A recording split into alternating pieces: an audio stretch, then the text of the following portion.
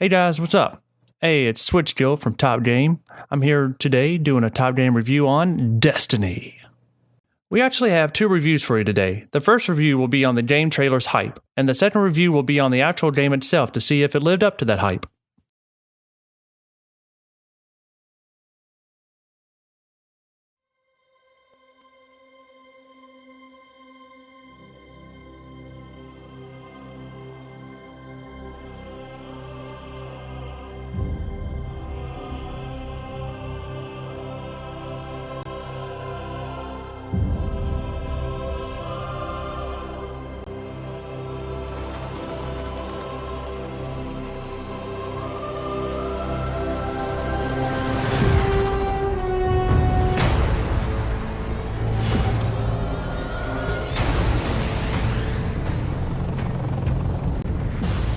I know what you're about to do.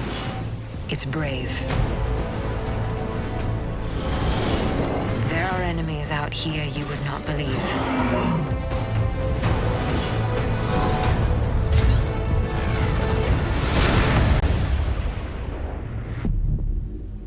But they've never seen anything like you.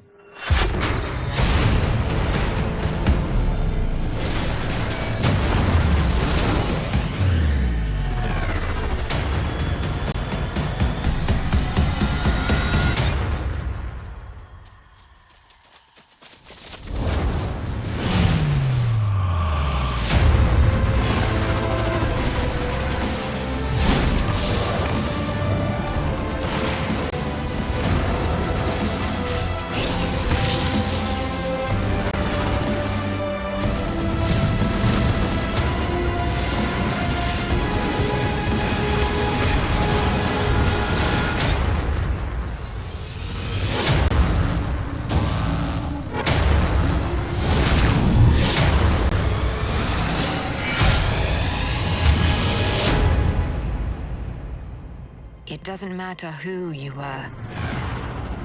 Only what you will Dude, become. that, my friends, was an amazing trailer. It really had me hooked from beginning to end. Based on that trailer, I would easily rate this game 4 out of 5 stars, or as we call it here at Top Game, a living force.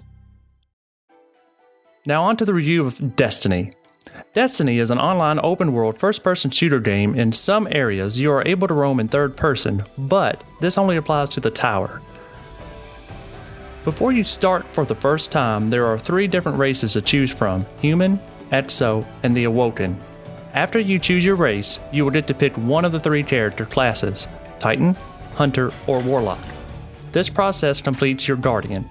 The Traveler, a giant planet-like sphere that you can see from the tower, is what is protecting the last city on Earth. The Traveler is putting together the band of Guardians that is going to help you take back the planet.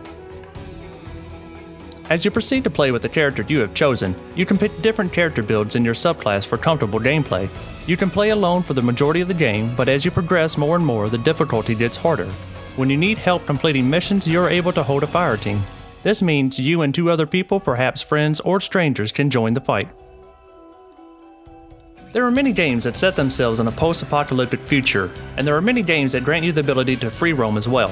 In Grand Theft Auto 5, you are able to run around a decent-sized map, but in Destiny, there are multiple maps you can roam freely on. What saddens me is the fact that you cannot roam the area you see over the tower's balcony. Maybe Bungie will do something about that. Destiny always gives the ability to change the difficulty for the times you just want to have fun, or for when you want to be challenged and get angry.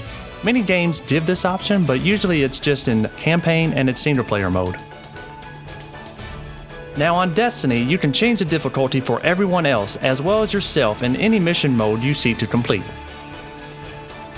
Now the soundtrack was beautifully written and composed with over 2 hours of music. Not only did the man Martin O'Donnell compose and direct the soundtrack, but he started creating works of art on mere concepts of the game, including artwork.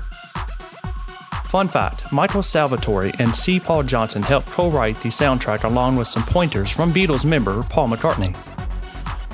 I have to say, my favorite piece of music has to be the last array track. The music just goes with the game perfectly.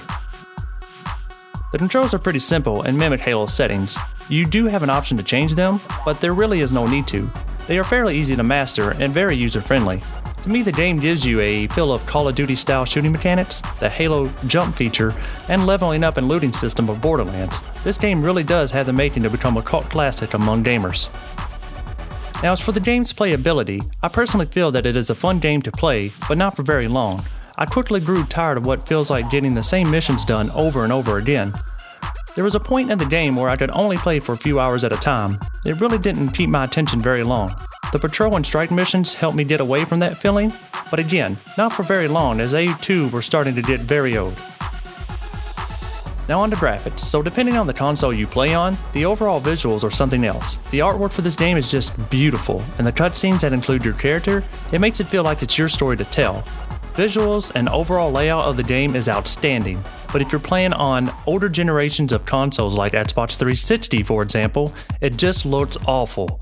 In my opinion, the PS4 won by a landslide with its beautiful presentation of Destiny's graphics.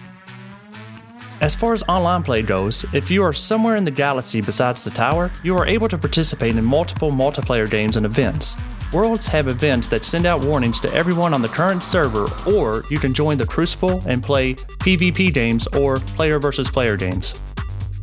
Pros: Destiny makes it easy for players to move from single to co-op or to player versus player modes.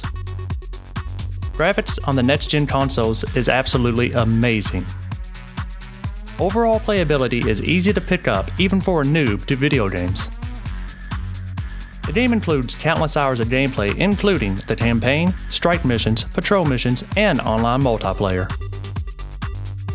Cons: Destiny gets very repetitive with its strike and patrol missions. Looting could be better in both single player and multiplayer modes. The campaign mode really isn't that long and it lacked a definitive story to keep you immersed in the game's story. And finally, the voice acting, it was complete garbage. And for the fanboys out there, whether you like to admit it or not, the game felt a lot like Halo, didn't it? Destiny overall was an amazing game to launch for next-gen systems. Even though it fell a little short, it still gives you plenty to do in-game and should have an everlasting replay value with the upcoming content to be released starting in December of 2014. And that's why we here at Top Game give Destiny a score of a righteous soul. We would like to thank you all for listening to our review. If you have any questions, concerns, or a way to improve our videos, please insert them in the comments below. Thank you.